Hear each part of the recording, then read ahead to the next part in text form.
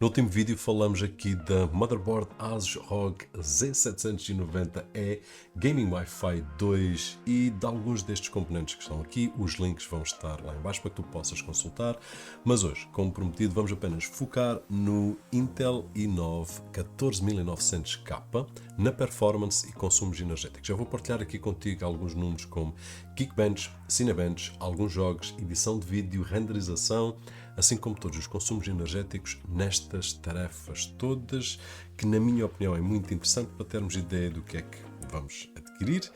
E se for interessante para ti também, deixa de ficar. E se por acaso estás a montar um sistema parecido a este, ou já montaste e ainda não ativaste o teu Windows 10 ou Windows 11, não te esqueças de visitar o site da sidicasales.com, onde vais encontrar licenças OEM oficiais a preços espetaculares e com o cupom de desconto que vês aí no ecrã vai ficar um bocadinho mais barato. Portanto, aproveita e fica com todas as funcionalidades do Windows por um preço muito simpático. E agora, diretos para números de performance. Geekbench 6, conseguimos ali 3000 em single core score, que é uma coisa simplesmente brutal, e 19549 em multicore score. Estamos aqui com resultados que, uau! Cinebench versão 2024, que está muito completa mesmo. Conseguimos ali em single core score 129 e multicore score 2026. E, segundo o Cinebench 2024, é o processador mais rápido do momento. Eu tenho aqui uma dúvida que é, ele não apresenta os valores para o M2 Ultra. Portanto, fica aqui um bocadinho na dúvida se o M2 Ultra não consegue ultrapassar ou não. Mas com o tempo nós vamos chegar lá. Depois de seguida fomos a 3D Mark Time Spy Extreme 4K para que tu possas comparar a nível de jogos. Mas a nível de jogos temos que ter aqui outros fatores em conta, como esta gráfica que está aqui, a Asus ROG GeForce RTX 4070 Ti. Portanto, o teste que está aqui feito é mais para vermos que o CPU que está aqui não é nenhum, de forma alguma, um bottleneck para esta gráfica. E se quiseres usar uma máquina destas mais direcionada para edição de vídeo e produtividade nos tempos livres, ser usada para jogos, então este indicador pode te ajudar. Em Time Spy 4K conseguimos 11.071 e em Speedway 4K 5.378. Agora para a área que eu acredito que seja mais indicado, edição de vídeo. E aqui vamos utilizar uma ferramenta que é quase universal neste momento, o DaVinci Resolve. Fiz aqui várias situações, timelines 4K simples ou timelines 4K mais complexas, com um main track ou um main vídeo e depois alguns B-rolls. Uma delas foi muito simples mesmo, com alguns clipes aqui de vídeos da Asus e outros com projetos mais complexos, como um que eu fiz há umas semanas atrás com o Roam MT2, em que tem várias secções de multicâmaras, filtros, transições. E aquilo que eu sinto é que tu consegues fazer ali scroll na timeline como se fosse manteiga, sem problemas nenhuns mesmo. Que é um conjunto de processador, memória, SSD e GPU. A nível de renderização, estamos a falar de uma timeline 4K simples, com alguns B-rolls, 9 minutos, ele renderiza em 5 minutos e 30 segundos, portanto, muito fixe.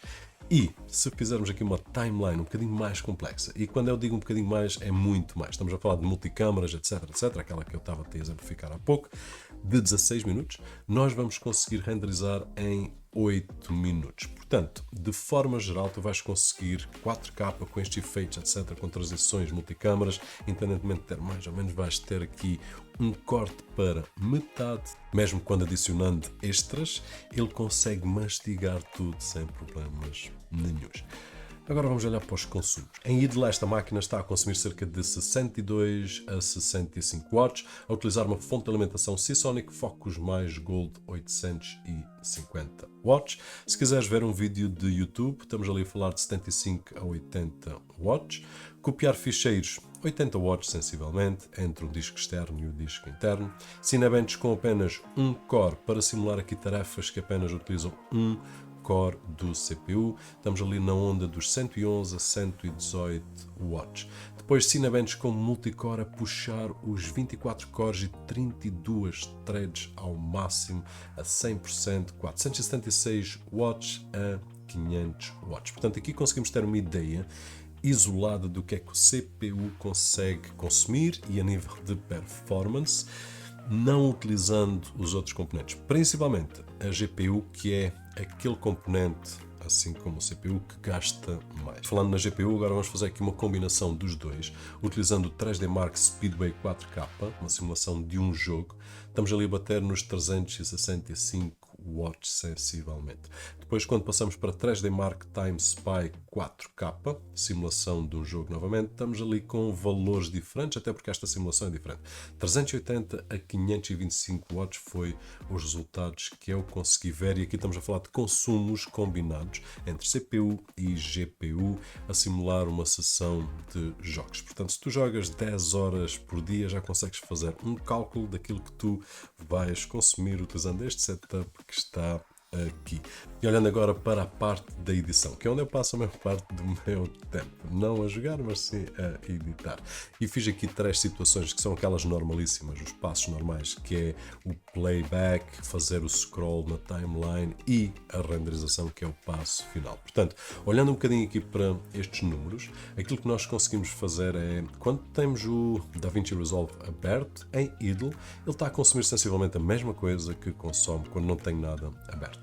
Depois, se estiver a fazer um playback, dependendo da zona que eu estou, se tem mais efeitos, se tem menos, se a gráfica e o CPU têm que se esforçar mais ou menos, ele consumiu aqui cerca de 325 watts, dependendo daquilo que nós estávamos a fazer.